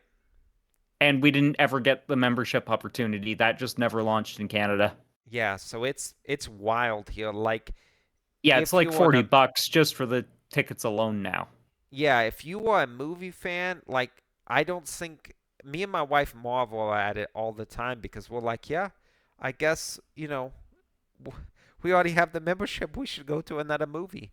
But um, right at the end of COVID, they were literally having a thing. Now they limited it to 3 movies a week, but before that, it was literally as many movies as you could see in a month, which was just one of the craziest deals I've ever seen in my life. See, if you could have had, if you'd done a movie YouTube channel back then, you would basically be Yeah, rolling. definitely. Well, I think, and I've really tried to do that too. Um, one of my big one of the people that inspired me to do YouTube content creation was a man by the name of Law Runner. He actually still has a YouTube channel. And one thing that I don't like the advice of in the YouTube space, and you hear this bandied around 100%, like all the time, you have to niche down. You can only have one little thing. You have to niche down, niche down, niche down, niche down. Um, I understand the logic behind that. I think it's easier for the YouTube algorithm to find you viewers that maybe like your content. Obviously, if you have Hmm. one specific type of content. But if you think about it over time, let's say I'm planning to do this for 5, 10 years of my life or more. It's going to be very hard if you're in an extremely tight niche. I only play Dark Souls games, and that's all I ever What play. happens when the Souls genre dries up? Exactly. And you see that with YouTubers. I've seen YouTubers where I was watching them for years. I was watching Ghost Robo. He stopped doing Let's Plays. And I think that it's dangerous to put yourself in that box of you're not a human anymore. You're an automation for a specific type of video. Hmm. Um, And you've probably noticed I have three niches. yeah. And I think that's good. And I think that's healthy. And it's okay to be like, I actually like other things other than just horror games. And, sometimes on my channel, I'm going to post videos about, movies, or I'm going to post, motivational content or something. As Hmm. long as they're related, and I think as long as they're providing value to the people watching, Then you're and gonna get views. then you're going to be in a good position. And I think that I seen it with Battle Royale. I don't know if you were in that big bubble, but I was I've a never really been into that genre, so I can't really comment. right. So I will say this: I was there when PUBG just was blowing up. I was an early beta player and really enjoying the game, and it was an incredible game at that point. And now I see that battle royales as I went through Apex and I went through a variety of other games. It's just a very very unhealthy way to look at gaming. If you try to Hmm. say, I'm only going to play this one game or this one very specific genre, you are tying yourself to basically a sinking rock because over time, look at platformers. That was one of the biggest genres that I loved to play as a kid. I was playing And Mario's and that's a yeah, genre I really focus on my channel. I don't yes. post content about them too often, but I do focus on them a little bit. I Well, don't it's have a lot of content related to them because there's very few of them out there now beyond Metroidvanias. that's what I was going to say is that if let's say we take out Metroidvanias, let's look at traditional platformers. The At that point, you've Laymans, got at that the point you're Jack and really down to Dexters. just Yeah, at that point you're really just down to Crash, who's inconsistent in terms very of what he inconsistent. releases. Mario, Yeah, which is what one game every not decade, but one game every 7 or 8 years at best. It's been a long and time. yeah, and then you might get Spyro. Maybe. Spyro is kind of like, is it ever going to continue? I always feel that Yeah. series, every time we get a game, it's like, please, Spyro, make it one more game because it feels like at any time that series could just end. Yep. Um, And then you've got indies like Frogun, A Hat in Time, and yeah, Halpie, and those are of very inconsistent qualities. yeah. I will give you a, Frogun Frogun's okay. yeah. Halpie disappointed me. And A Hat in Time is, I think, a gold standard to what the genre should be in this day and age. Well, I'll tell you, I'll give you an example of a game that I got recommended and I bought, and it's a pretty, low cost game, but Planet of Lana, which was at least prepositioned to me as a platformer, quote unquote, although it's more of a narrative journey with platforming elements. But that game had just come out. I had done a couple parts of a Let's Play on my channel. Unfortunately, and it's very obvious to me, is that we are kind of in a very small niche now. Platformers just do not generally do very well in the modern era, and it's a tragedy. I do think Do there you want to will know why I be. think there's so few of them? Why is that? What is your belief? I think because our generation got burnt out on them in our teens because we'd grown Sure. up with so many of them. And then I think because that well dried up, I think that that led to not many developers bothering to make them for the longest time. Do you And then I believe? think, Yeah. they've started to kind of make a resurgence because people from our generation now have the means to actually develop games in their spare time or actually as a job. Mhm. And I think that the few who remained very passionate about 3D platformers and Metroidvanias, I think that because they're now making the games themselves, that we're seeing a small comeback. Small. Yeah. I'm Sorry, of the opinion of this. I think I've been thinking about this for a long time, and I think part of what happened with platformers was when money got into gaming, platformers were viewed as, which was not the case, but it just there was a view of this from the outside gaming influences as platformers were for kids or platformers were for young teens. If you look at a lot of the platformer greats, you have Mario, you have Crash Bandicoot, you have Spyro, you have Jack and Dexter. One thing that you're going to notice is they're very cartoony. There's not a very serious like Layman. You have a lot of these very cartoony type looking characters, and for somebody that doesn't play those games, they might assume, from like a marketing group that, oh, I see these games are for kids. This isn't a really serious type game. So we're going to only market this to a very select audience.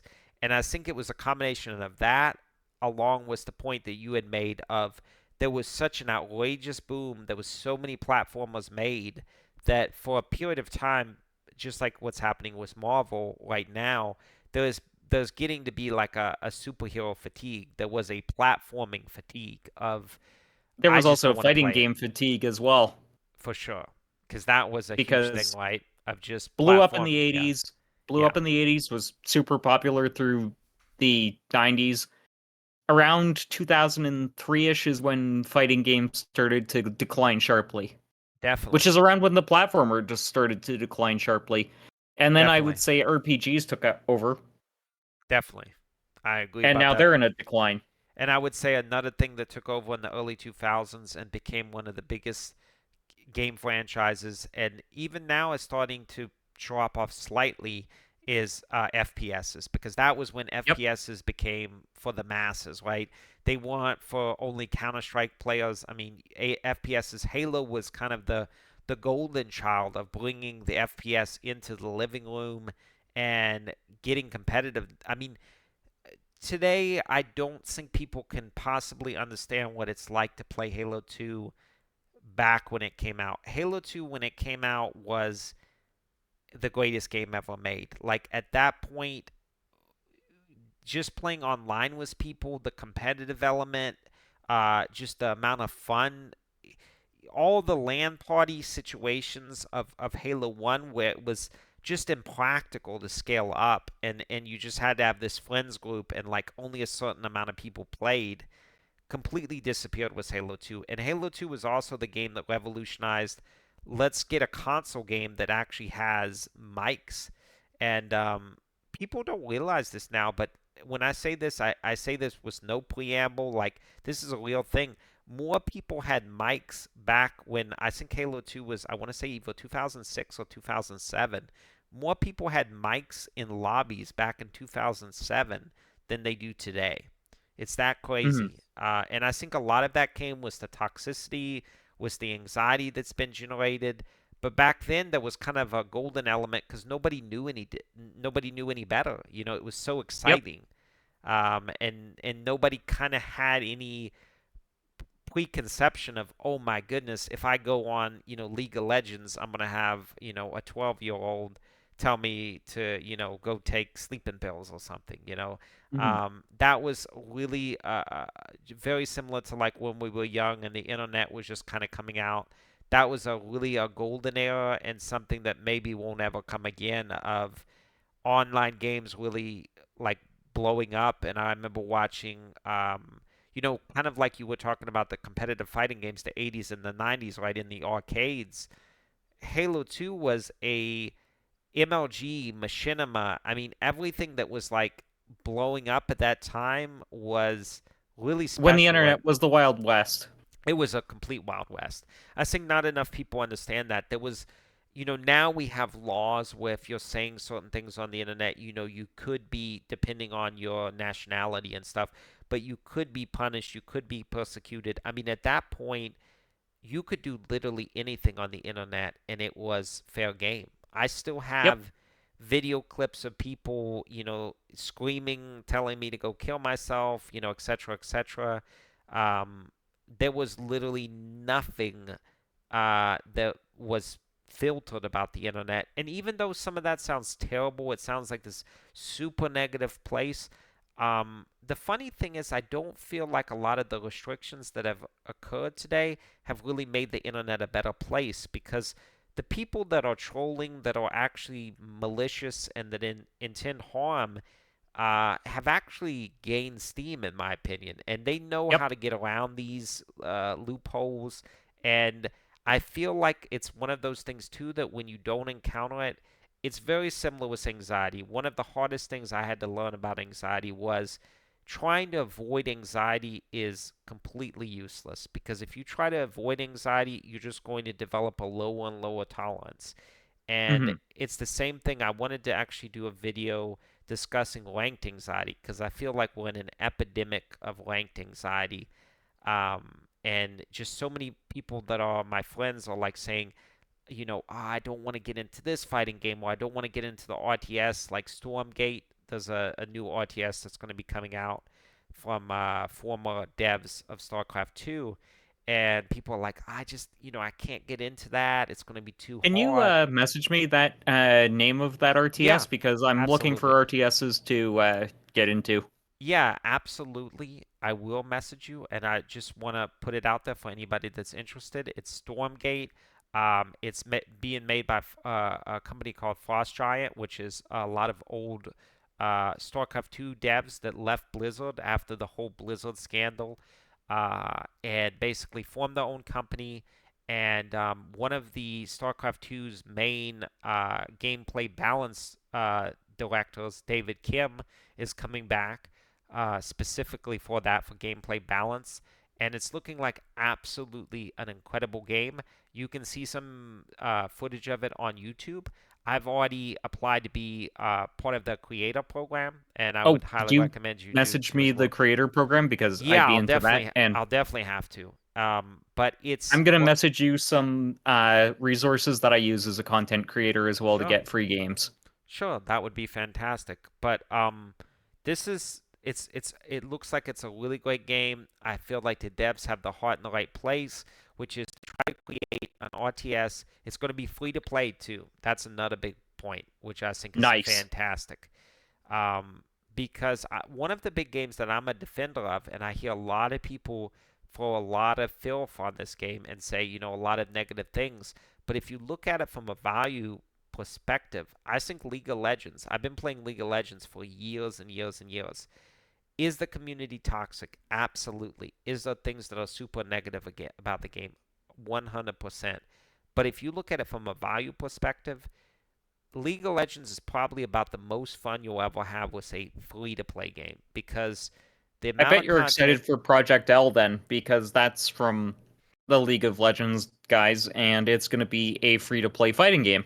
Yeah, I mean, I think that whole concept, I think free to play, if you look at it, is a absolutely fantastic concept because this is what it really boils down to. If you do not make it pay to win, if you have a real free to play format where you're just paying for skins, you're just paying for cosmetics, basically what you have is that I'm able to pay for, let's say, a 10-year-old or a 12-year-old that maybe can't afford a full price game, right? But then he's actually helping me in turn because the player base is actually being enlarged dramatically because of the free to play format. I Yep. think free to play is one of the best ways if you have a multiplayer game to make sure that you have a healthy player base. The only thing that is, I feel like, a big flaw in free to play, and this is probably the biggest negative, is that the smurfing issue and the alt accounts. I'm going to get around the toxicity filters by making an alt account. I'm a diamond player, and so I'm smurfing in bronze to silver.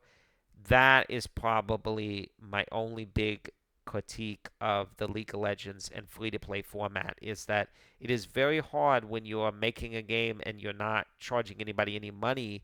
What's to stop them from making 10 accounts? So Yep. that I think is always going to be a limitation. But yeah, Stormgate's definitely one that I'm looking forward to. The reason that I didn't mention it in the games I'm most excited about for this year is even though they said that they're going to drop a beta hopefully this summer, there's no definitive date of when the actual game is going to release. So Yep. that one is still in the development process, although you can see gameplay footage online and I can send you links to it. And it Yes, please do. looks like it really could be something special. And I'm glad they're taking time. But the good news is they're a smaller studio.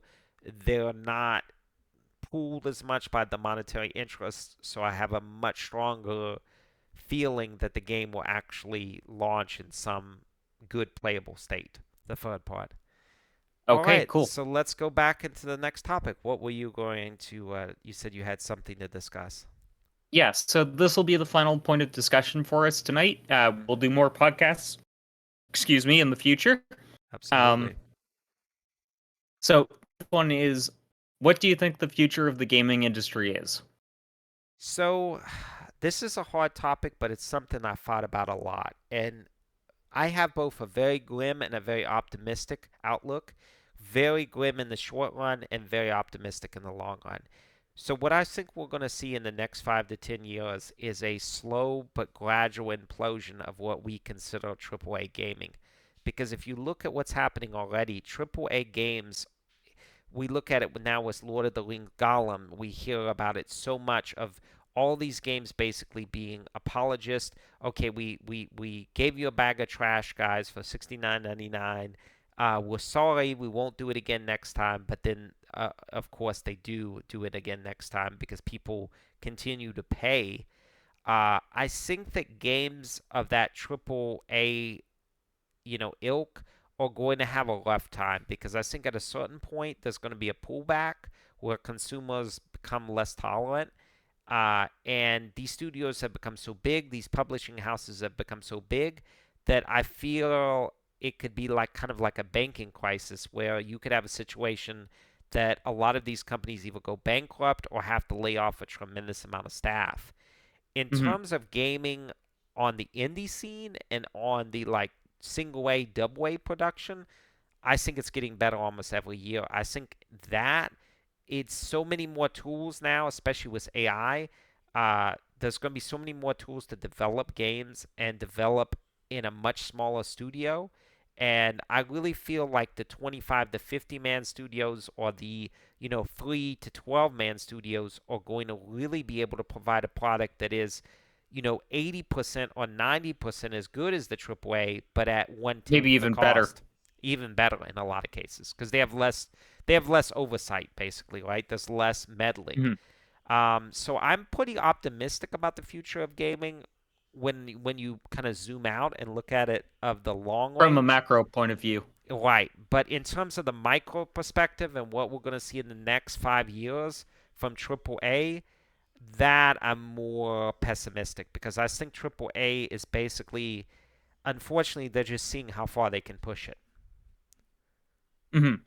I kind of have this viewpoint that I don't think the AAA game is ever going to go away per se, but I think that what's going to effectively happen is video games are going to go the way of music, and everything is going to be so niched down that there is not going to be any counterculture and there's not going to be any mainstream culture. It's just going to be a very fragmented thing, and genres that aren't very popular are going to see a lot more releases, and genres that are very popular, generally speaking, are going to see a lot Fewer of releases. releases. But I Hmm. I think that what it's going to be is it's going to be very compartmentalized, and basically studios will start focusing on the type of niche that they really like, and Yeah.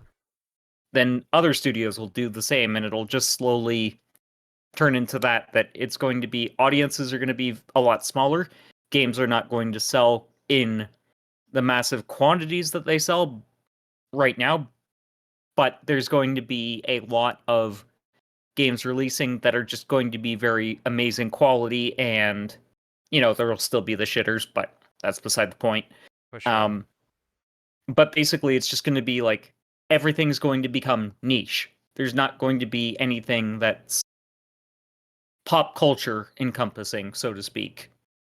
Well, isn't that a funny thing that there was this conception, and I think this was a late 90s, early 2000s conception is of this gamer. And for some reason, if you had, let's say you were talking about somebody going to the movies, right?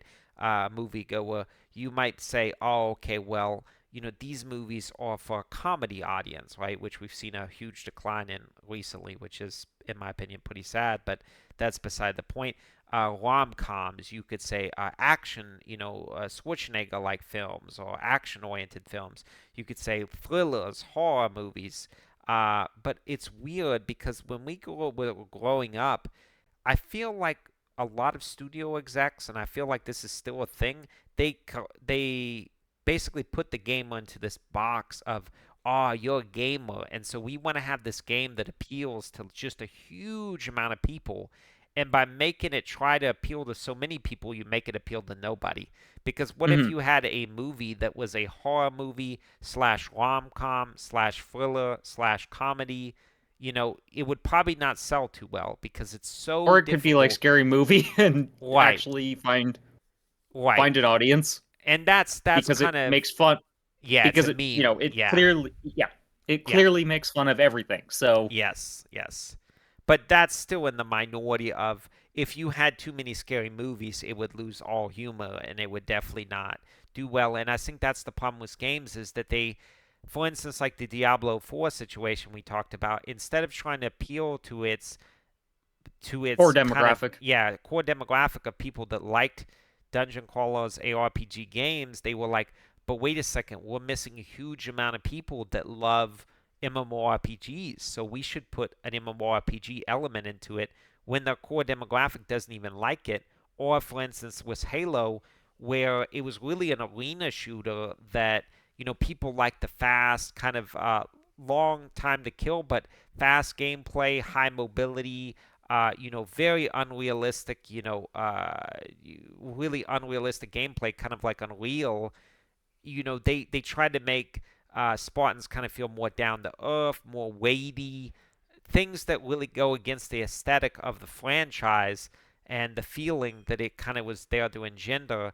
I think that's the same thing. As I think games need to stop pandering to this majority gamer because it doesn't really exist. That's just a preconception. It's a stereotype, and the prototypical gamer doesn't exist. They are just Hmm. a huge number of people that like different things, in a lot of different niches, and it's much better to try to target a specific enjoy or a genre of game rather than try to make these mass market appeal AAA projects. Yeah, like me, for example, I like platformers, I like fighting games, I like JRPGs, I like other games, don't get me wrong, but those are my core three. That is Yeah, the tenet on which I have built my gaming identity, so to speak. And for yeah, sure. I'll venture out into other things, but it has to be basically a case of either I know the game is going to be insanely good quality, or a friend of mine highly recommends it and then eventually buys it for me because uh I'm too not on edge, but you know what I mean. Like I do. I don't want to dip my toes in the water because I I'm do. afraid to get burned. Yes, I do. Because it feels totally different. Don't you notice this? It feels totally different when somebody buys you a game than when you buy the game. Because when you buy the Exactly. game, you have this feeling of like, what if I don't like the game? And then there's this huge amount of not only disappointment, but it's like, what was I even thinking getting into this game? Because I knew I wouldn't like it. Well, a lot of games I actually got into the Souls series. A friend of mine bought one of the Souls games for me, and I was like, I'm not really into this type of game. It's just, I don't really think I'll get into it. I won't enjoy it. This is back at like Dark Souls 2, I believe. And I Hmm. turned out to really love the whole franchise and just the whole genre of games. But it was one of those games that I had like this huge barrier to entry because it's kind of, it has this preconception of being very daunting to enter in. Yeah. You know what? You kind of twigged a memory in me because I did a photo shoot for one of my friends. In trade, he gave me a copy of Trails of Cold Steel 1 on the PlayStation Vita, the Lionheart edition, and he talked this game up a lot. And, I was going to get to it eventually, but I didn't really know Falcom at that point in time. I'd only played East Memories of Salsetta, which I'd loved, also because he talked it up. But the case was, I was like, okay, this game sounds interesting, but I'm not too sure I'm gonna want to invest in it because it's a time sink. So he got it for me. I started playing it when I had insomnia, and while I was night playing it, it also helped me to unwind some nights and actually get to bed early. Definitely. So I'm it was like a case of, okay, I'm now hooked on this franchise. I love it. I'm gonna keep playing it. And that's actually one of the reasons I got into content creation was because I wanted to get more people into the Trail series. That's so cool, and it's something that I can really relate to because I've had multiple cases of insomnia throughout my life, and normally it happens for me when I'm starting a new job, something emotionally triggers me. I have high stress levels for a prolonged period of time, and it's just very, very hard to, actually Unwind. unwind. Yeah. And a couple things have really helped me out throughout the years gaming. Now the whole ASMR trend, which I'm a big fan of. Um, there's a lot of things that I think can definitely help with that, but it's funny how most of the time that you discover these incredible games, it's something that you weren't expecting, right? You were kind of expecting something else, and then you went into it, and it like really surprises you, right? And I found that to be the case multiple times. So I guess next time you're experiencing insomnia, you might give the Trails games a chance.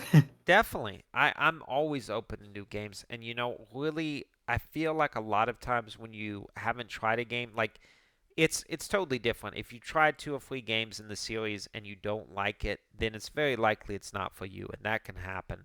But I feel like on a lot of these games, it's just there's so many games out there today that it's really hard. It's just like in content creation, right? It's how can we stand out in a YouTube space that has so many content creators? And I think the biggest thing that I've kind of taken away and I think about every day is that ultimately, what are the reasons I'm doing this for? And if I kind of step away from the numbers and just look at, okay, this is what I'm doing this for, it has a purpose, it has something bigger than the numbers, then it's much easier to understand when, some hard work that you did maybe doesn't get appreciated as much as you wanted it to, right? Same for Yeah. games is that there's just a lot of these games are really underappreciated. The devs put a lot of work into them, but maybe just a poor marketing campaign or nationality like localization issues. As most of the time, it seems to be a real case in point with either Japan or China, where they have great games, but they have very poor localization coming to the West, and oftentimes that really hurts them. I'm gonna have to give you a video on the HAL that was the localization for Trails in the Sky. There Mm, was a Matt McMuscles video on that, and oh boy, it's interesting, and it actually set the series back almost a decade because of that. Even though it wasn't that the localization was bad, it was just basically, let's put it this way: Trails of Cold Steel 3 and 4, they are both longer in terms of word count than all of the Lord of the Rings trilogy. which is wild. I mean, think about that in terms of how beefy that would be. That's insane. Yeah, you see why I'm like, okay, aliens guy meme. But it's wild to say this, but this is how bad things were in the day that I didn't know this, but actually through research and watching different people, even up to like Final Fantasy V, uh, in the West, a lot of these localizations were done by like basically a volunteer team or a team of like 2 to 3 people. So a Yep. lot of Japanese games before the modern era, but sometimes even into the current era, are very poorly localized, and that unfortunately hurts them a lot because you have this great story that has a terrible localization, and so the Western audience has no idea what was trying to be said. And on a lot of these Hmm. games, they're really story oriented games where if you don't understand what's going on, you're not going to enjoy the game. Exactly. That was actually a problem with East 8 because NIS America did such a poor job localizing it, and that's another thing I'll link you to some information on. Sure. But it is getting But better, though. I feel like the localization efforts are slowly beginning to become better as a standard because and I definitely, think that part of yeah, that is because Japanese culture has wedged its way into the West so heavily. definitely. And I think another part of it is that finally people have started to understand, oh, we make this game for years and years and years. If we put a very small budget to localizing it, it's probably going to hurt ourselves so substantially that it makes no sense to do, right? It's Hmm. mostly now on smaller games in Japan, but I actually was watching a very informative video that this is actually a massive issue coming out of China because there's a lot of game developers in China that are putting out great content. However, unfortunately, the localization is just really bad. And so a lot of these games make it to the Steam store, oftentimes PC only. And even though they're quite good in Mandarin, they're really not very good in English. Hmm. You'll have to send me that video. Absolutely. Well, I got kind of turned on to this topic through a couple different sources. My wife's actually from mainland China, so I have kind of that ability to kind of get things translated in a more organic way. But also, one of the video YouTubers that I think makes the best long form content, like video essays, is actually a YouTuber by the name of Never Knows Best.